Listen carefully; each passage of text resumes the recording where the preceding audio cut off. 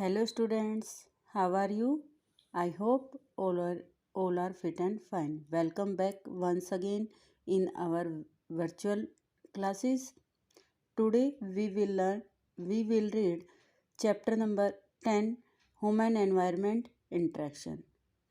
Okay आज हम chapter 10 करेंगे ह्यूमन एनवायरनमेंट यानी कि जो मानव के आसपास का वातावरण है और उसमें किस तरह से वो इंटरेक्ट करता है, किस तरह से वो रहता है, कैसी कंडीशंस होती हैं और वर्ल्ड में डिफरेंट टाइप का एनवायरनमेंट है। लाइक कहीं पर बहुत ज़्यादा ठंड होती है और कहीं पर बहुत ज़्यादा गर्मी होती है। तो चैप्टर में हम इसी तरह से उन कंडीशंस के बारे में पढ़ेंगे कि सहारा के लोग किस कंडीशंस में रहते हैं। जो फ्रीज जोन है, यूरोप के ऊपर की कंट्री है, वहाँ पे लोग किस तरह से रहते हैं, कैसे सरवाइव करते हैं, वहाँ का क्लाइमेट कैसा होता है। क्लियर। तो सबसे पहले हम यहाँ पे सहारा के बारे में पढ़ेंगे। तो चैप्टर स्टार्ट करते हैं। Our life and the various economic activity are closely related to the natural environment. जो हमारी इकोनॉमिक एक्टिविटी है मीन्स जो हमारी आर्थिक गतिविधियां हैं, एक्टिविटीज़ हैं, वो नेचर के साथ, नेचुरल एनवायरनमेंट के साथ बहुत क्लोजली रिलेटेड है। ठीक है। जैसे किस तरह से हमारी इकोनॉमिक एक्टिविटी है, लाइक हम क्रॉपिंग करते हैं, फसलें उगाता है कोई भी फार्मर, तो वो क्या है, नेचर से ग्रो कर पाएगा ना। क्लियर। तो इस तरह से हम नेचर से रिलेटेड रहते हैं। Human beings live in harmony with their surrounding. जो मनुष्य है, ह्यूमन बीइंग के चारों तरफ बहुत सारी चीज़ें हैं जिनमें ह्यूमन है वो सरवाइव करता है। दो modern technology development enable the human beings to overcome some of the limitation imposed on them by the environment। लेकिन क्या हुआ, जो मॉडर्न टाइम में टेक्नोलॉजी की डेवलपमेंट हो रही हैं तो बहुत सारी लिमिटेशन को ओवरकम किया है। जो चैलेंजेस ह्यूमन फेस करता है, ह्यूमन बीइंग फेस करते हैं, बट टेक्नोलॉजी की वजह से वो कम हो गई हैं। लाइक जैसे गर्मियाँ होती हैं, समर में क्या होगा, समर में ज़्यादा गर्मी के लिए हम क्या कर लेते हैं, एसी ऑन करते हैं। ठंड से बचने के लिए क्या करते हैं, हम हीटर ऑन कर लेते हैं। तो इस तरह से हम क्या है, जो हमारी चैलेंजेस हमारे सामने आते हैं, जो प्रॉब्लम हमारे सामने आती हैं, उसको हम टेक्नोलॉजी से ओवरकम कर रहे हैं। क्लियर। लेकिन फिर भी क्या है, yet there is relationship between human and natural environment. लेकिन फिर भी क्या है, टेक्नोलॉजी के होते हुए भी किसमें, ह्यूमन बीइंग्स में और नेचर में बहुत गहरा क्या है, रिलेशन है आपस में। ठीक है। यानी कि दोनों आपस में जुड़े हुए हैं एक दूसरे से।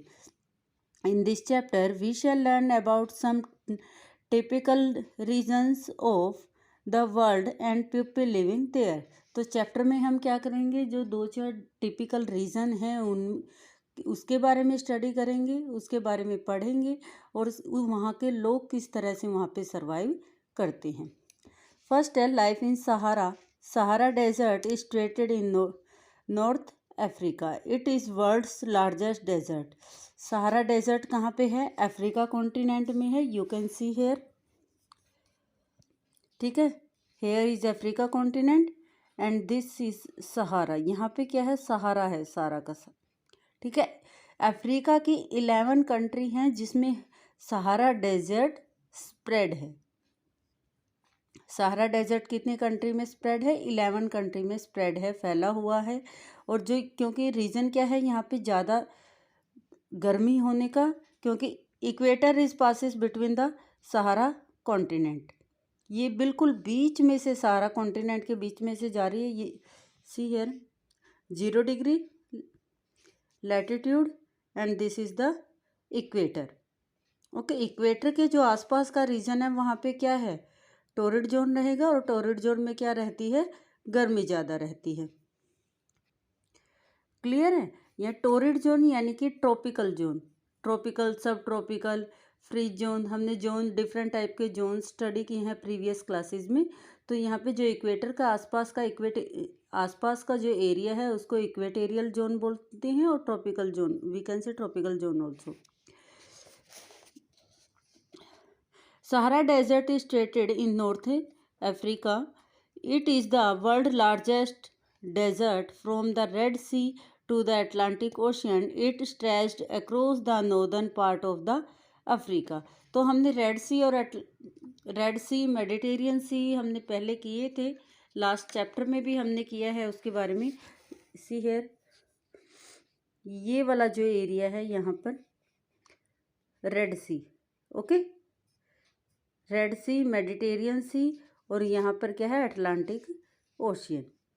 और इसके अलावा ये सारा पार्ट क्या है, सहारा डेजर्ट का पार्ट है। क्लियर? क्लाइमेट किस तरह का रहेगा सहारा में? Climate, the region has very high temperature between ranges between the 30 degree to 35 degree Celsius. Highest temperature over recorded was 58 degree Celsius at Azizia in the northern margin of the Sahara desert. तो यहाँ पे minimum जो ज़्यादा high temperature है, range क्या रहती है temperature की वहाँ पे 30 डिग्री से 35 डिग्री। क्लियर? और जो हाईएस्ट रिकॉर्ड किया गया है, यानी कि सबसे ज़्यादा कितना टेम्परेचर हुआ है वहाँ पर 58 डिग्री। आप इमेजिन कर सकते हो इंडिया में जब समर होती है, समर में क्या कितना रहता है हमारा 40 के आसपास, 40, 43, 41, 2, 3, 4, 5, तो यहाँ तक मैक्सिमम रहता है। और उस टाइम पे भी कितनी पीक पे गर्मी होती है, ठीक है, समर का बहुत पीक लेवल होता है।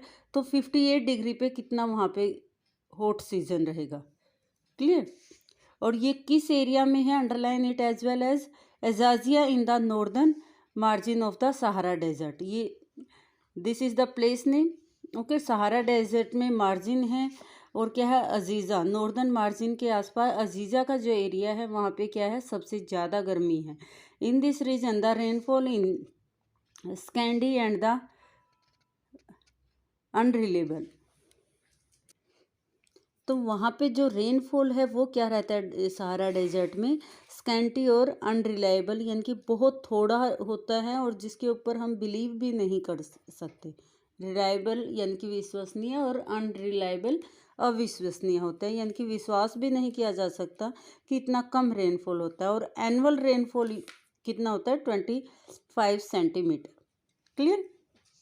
लैंड किस टाइप का है, लैंड के बारे में हम देखेंगे। Most part of the region are covered by sand. ज़्यादातर जो पार्ट है, ज़्यादा एरिया है, वो किससे कवर है, सैंड से, रेत से। Sand dunes are the most noticeable features of this landscape. तो वहाँ का जो लैंड का एरिया है उसका फीचर्स क्या रहेगा, सैंड ड्यून्स रहेंगे। सैंड ड्यून्स क्या होते हैं, जैसे आपने राजस्थान में विजिट किया हो, वहाँ देखा हो रेगिस्तान में, तो रेत जैसे विंड्स के साथ सैंड ब्लो करता है तो एक तरफ तो क्या हो जाता है, सैंड इकट्ठा डिपॉजिट होना शुरू हो जाता है और वहाँ पे रेत का पहाड़ बन जाता है, ठीक है। और एक साइड क्या है, बहुत नीचे की साइड होता है, तो ऐसे सर्कल में बन जाता है, तो रेत के पहाड़ होते हैं, उसको हम क्या बोलेंगे, सैंड ड्यून्स बोलेंगे। क्लियर? जो सैंड के पहाड़ होते हैं। A sand dunes is the hill और mound of sand deposited by the wind in a desert. जो सैंड ड्यून्स होते हैं वो क्या होते हैं, एक हिल की तरह होते हैं, और मोंड होते हैं। मोंड किसका होता है, सैंड का डिपोजिट। जो किसका डिपोजिशन होता है, विंड का डिपोजिशन होता है। विंड का डिपोजिशन कहाँ पे, डेजर्ट में। अ सैंड ड्यून्स बीइंग ट्यूब्यूल्ड where there is an obstructions like a large rock और बुशेस। तो वहाँ पे जो ऑब्स्ट्रक्शंस रहेंगे, थोड़ा वो क्या रहेंगे, बड़ी बड़ी चट्टानें होंगी और इसके अलावा झाड़ियाँ रहेंगी।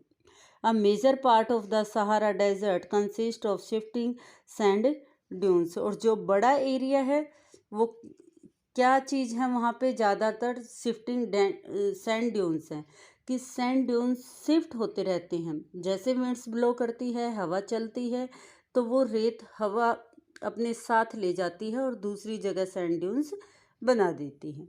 क्लियर? तो ह्यूमन लाइफ है, नेक्स्ट है। ह्यूमन लाइफ में क्या रहेगा कि वहाँ का जीवन है, मनुष्य का जीवन है, वो कैसा होगा वहाँ पे। Due to adverse climatic condition, population is most part of the region is thin and sparse. Climate की वजह से, क्लाइमेटिक कंडीशन की वजह से वहाँ पे क्या है, पॉपुलेशन बहुत कम है। Most of the people of the region are nomads, ज़्यादातर लोग क्या है वहाँ पे, नोमैड्स।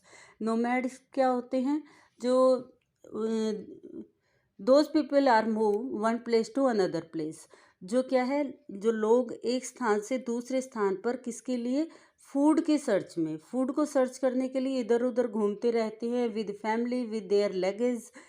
क्लियर। तो वो उनको क्या बोलते हैं, नोमैड्स बोलते हैं। Nomads move around the country side taking their homes with them.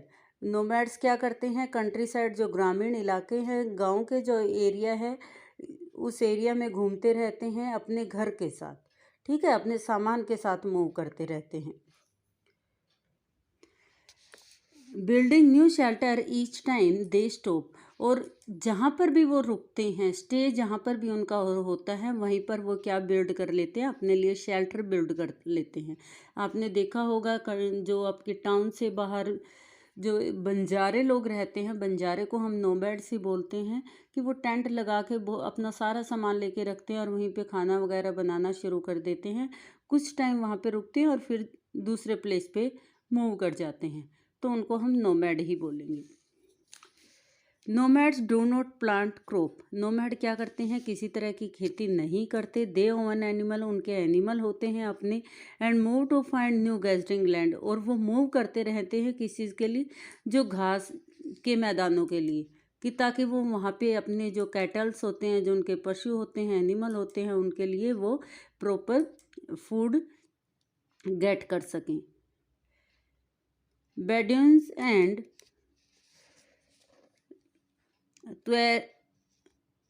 Tuaregs are the best known nomadic people.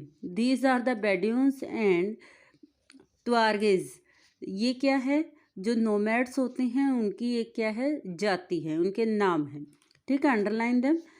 They live in tents, वो कहाँ पर रहते हैं, टेंट्स में रहते हैं। एंड हियर्ड कैमल्स, और वो क्या रखते हैं, जो कैमल्स होते हैं, क्योंकि camels is the ship of the desert, इसको रेगिस्तान का जहाज बोला जाता है। और तो वो कैमल्स का, ऊँटों का झुंड अपने साथ रखते हैं। Due to the continuous loss of gathering land they steady decline of the animal, तो कॉन्टिन्यूसली जो गैदरिंग लैंड है वो ख़त्म होते जा रही हैं, जिसकी वजह से क्या डिक्लाइन हो रहा है, जो एनिमल का स्टॉक है वो धीरे धीरे कम हो रहा है, क्योंकि एनिमल्स के लिए अगर फूड नहीं होगा तो वो कैसे सर्वाइव करेंगे।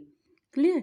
These people are migrating towards cities, और जो ये लोग हैं कहाँ माइग्रेट हो रहे हैं, धीरे धीरे शहरों में माइग्रेट हो रहे हैं। मीन्स शहरों में इन्होंने रहना शुरू कर दिया है।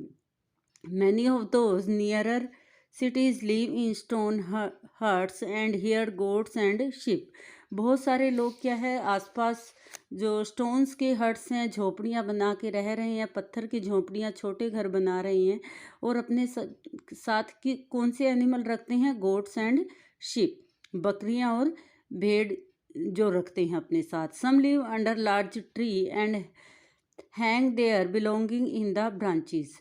इसके अलावा कुछ लोग हैं जो नोमैडिक होते हैं, वो कहाँ पर रहना शुरू कर देते हैं, ट्रीज़ पे, ट्री हाउस बना के रहना शुरू कर देते हैं, और उनके बिलोंगिंग यानी कि जो भी उनका सामान होता है उनको कहाँ पे हैंग कर देते हैं, वो ब्रांचेस पे। क्लियर। जो ट्री की ब्रांचेस होती हैं, ट्री की जो टहनियाँ होती हैं, उसके ऊपर वो हैंग कर देते हैं। They move from one place to another, वो मूव करते रहते हैं, कभी कहीं पे रह लिए, कभी कहीं पे। ठीक है। Camels are the only animals that carry their load, और सामान को लोड करने के लिए, यानी कि जो उनका लगेज होता है उसको अपने साथ मूव करने के लिए उनके पास जो व्हीकल है वो क्या रहेगा, कैमल ही रहता है। Clear. These people travel at night to avoid the scorching heat and the strong dusty winds of the day, और जो ये नोमैडिक पीपल हैं वो ज़्यादातर क्या करेंगे, रात में ही विज़िट करते हैं, नाइट में विज़िट करते हैं। रीज़न क्या है, क्योंकि डे बहुत हॉट होते हैं, डे की हीट से बचने के लिए। क्लियर।